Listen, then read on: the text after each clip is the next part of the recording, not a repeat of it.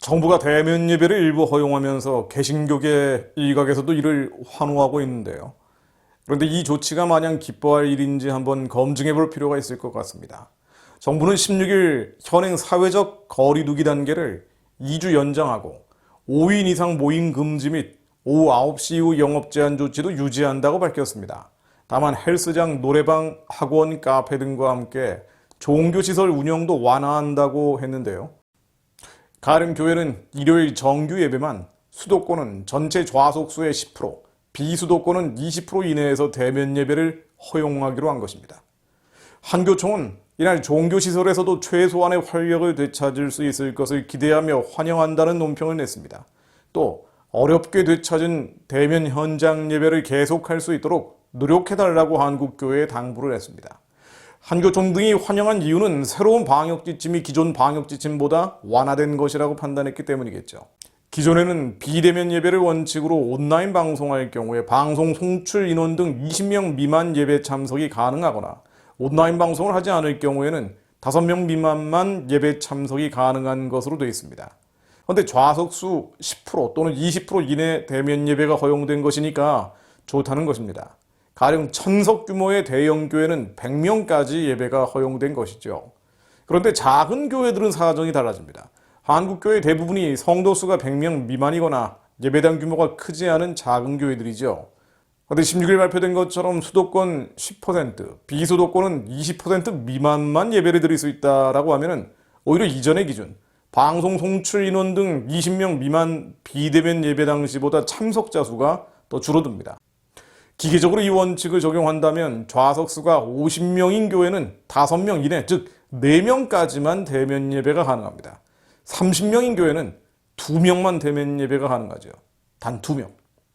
게다가 언론 보도에 따르면 정부는 16일 방역지침 개정을 말하면서 그 대신에 방역지침을 위반하면 더 엄하게 처벌하겠다고 했습니다. 엄하게 처벌하겠다. 이런 표현들이 참 껄끄럽게 짝이 없는데 어쨌든 그렇게 얘기했습니다. 작은 요구를 수용한 뒤에는 정부의 교회 통제의 고삐는 더 틀어주는 모양새지요. 물론 한국의 모든 교회들이 이런 조치에 박수를 치는 것 같지는 않습니다. 같은 날 오전, 물론 정부 발표 이전입니다마는 대구 서문교회 앞에서는 대구 경북 지역 예배 수호를 위한 결의대회가 개최됐습니다.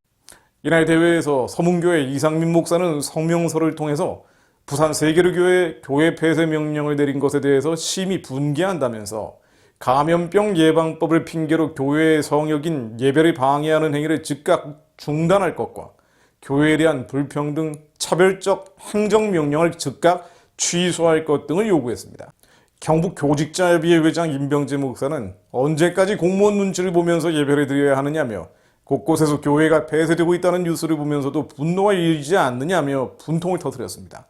또 설마 십자가를 떼겠느냐고 하지만 설마 하다가 여기까지 왔다면서 우리가 교회를 지키지 못하고 신앙과 예배의 자유를 빼앗긴다면 다음 세대들에게 무엇을 가르칠 수 있겠느냐고 했습니다. 전북 장로교 총연합회 회장인 한종욱 목사는 한두 번 타협하다가 유럽교회처럼 될 수 있다면서 믿음의 선진들이 어떻게 예배를 지켰느냐며 일제치하에서도 새벽교회를 빠뜨리지 않았고 6.25 때 신앙을 찾아서 많은 성도들이 남한으로 넘어왔다면서 이런 때 주기철 목사님의 일사각오의 정신, 그리고 에스더와 다니엘처럼 뜻을 정해 철저히 회개하고 기도, 말씀, 성령, 예배 회복 운동을 일으켜야 한다고 말했습니다. 세계로교회처럼 교회가 폐쇄당할 위기에 있는 은평제일교회 심하보 목사는 부산 세계로교회 지지 의사를 표시하고 예배를 드렸더니 공무원들이 찾아와서 집합금지 명령을 내렸다면서 도대체 왜 교회를 폐쇄하는지 아무리 생각해도 이해할 수 없다고 반문을 했습니다. 그는 우리에게 예배는 생명이라면서 한국교회 전체가 정상 예배를 드리면 정상 예배를 드릴 수 있다면서 한국교회가 함께 일어날 때라고 덧붙였습니다. 첨언하자면 앞서 인용한 분들과 마찬가지로 정부의 16일 지침을 환영한 한교총도 차별금지법 반대나 낙태 반대 등 같은 주장을 해왔습니다. 그러나 북한 체제에 대한 인식이 다른 것처럼 현 정권의 영적인 본질에 대한 인식 차이도 큰 것 같습니다. 예를 들자면 한교총은 지난해 8.15 광복절 당시에 인도적 지원과 교류의 확대를 통해서 평화공전과 종전선언 등의 조치를 발전적으로 추진하여 통일 기반 조성을 위해 행동해야 한다는 성명을 냈었죠. 아마도 현 정권의 반교의 행정과 입법이 계속될수록 타협하자는 입장과 타협할 수 없다는 입장의 갈등은 계속될 것입니다. 일반 그리스도인들은 혼란스러울 수밖에 없습니다만 이런 때일수록 영적인 분별이 더 절실해 보입니다. 에베소서 6장 11절 12절 말씀처럼 마귀의 간계를 능히 대적하기 위하여 하나님의 전신갑주를 입으라. 우리의 씨름은 혈과 육을 상대하는 것이 아니요 통치자들과 권세들과 이 어둠의 세상 주관자들과 하늘에 있는 악의 영들을 상대함이라.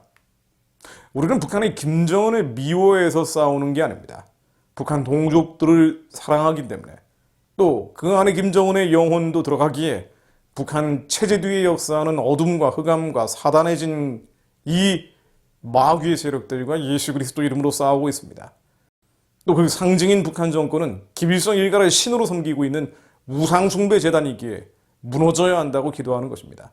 이 우상숭배 재단과 협력하고 심지어 지원하는 것은 마귀의 관계에 미혹되는 것입니다. 16일 정부의 개정된 지침 역시 기존의 반교의 입법과 정책을 중단한 것으로 볼 수는 없죠.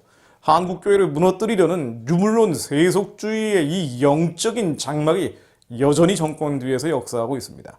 그러니 아직도 교회 폐쇄법이라는 평가를 받고 있는 감염병 예방법 개정안이 시행 중이고 아직도 많은 교회들이 예배를 드렸다는 이유만으로 다른 시설들과 차별돼서 폐쇄되고 있습니다. 방역 지침을 위반하면 더 엄하게 처벌하겠다고 하니 앞으로 어려움을 겪는 교회들은 더 늘어날 겁니다. 그러므로 믿음을 굳게 하여 미혹되지 않고 말씀으로 이 영적인 세력들을 대적하며 기도해야 합니다. 예수 그리스도 이름으로 명하노니 교회를 무너뜨리려는 어둠과 흑암과 사단의 괴계는 이 한반도 전역에서 무너질지어다. 예수 그리스도를 명하노니 이 어둠과 흑암과 사단의 괴계는 무너질지어다. 다 드러내어 폭로되고 깨어질지어다. 이 일로 한국 그리스도인들이 깨어나게 하옵소서. 예수 그리스도를 명하노니 미혹되어 있는 한국의 목회자들이 예수 그리스도를 명하노니 깨어나 하나님께 달려나올지어다. 우리는 알라 내 하나님 여호와께서 맹렬한 불과 같이 내 앞에 나아가신즉 여호와께서 그들을 멸하사 내 앞에 엎드러지게 하시리니 여호와께서 내게 말씀하신 것 같이 너는 그들을 쫓아내며 속히 멸할 것이라. 하나님, 북한 구원과 복음 통일, 하나님의 부르심과 택하심을 향해 앞서 행하고 있는 모든 의인들을 지켜주시고 하나님께서 그들보다 앞장서 주시어 맹렬한 불과 같이 돌파해 주옵소서. 앞에 있는 모든 장애물을 태워주시고 모든 영적인 어둠과 흑암의 진들을 예수 그리스도 이름으로 물리쳐 주옵소서. 한국교회가 겪고 있는 화가 변하여 복이 되게 하시고 어둠 속에서 깨어나 오직 말씀으로 기도하는 예수의 제자들이 한반도 전역에서 온 지구상의 디아스포라 가운데 들불처럼 일어나게 하옵소서. 예수 그리스도 이름으로 기도했습니다. 아멘.